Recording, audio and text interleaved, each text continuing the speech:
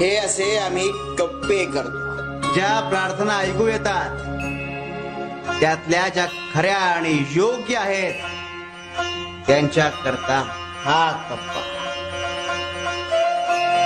ज्या खोट्या आणि वरवरच्या आहेत त्यांच्या करता हा कप्पा.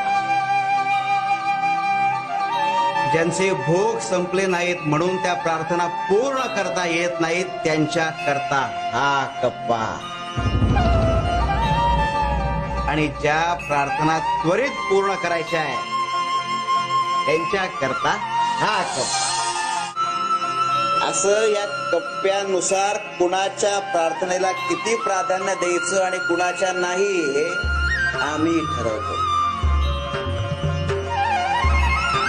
आम्ही ऐकतो सगळ्यांचाच, पण प्रत्येकाच्या प्रार्थनेला त्वरित समाधानकारक उत्तर मिळेल असं नाही.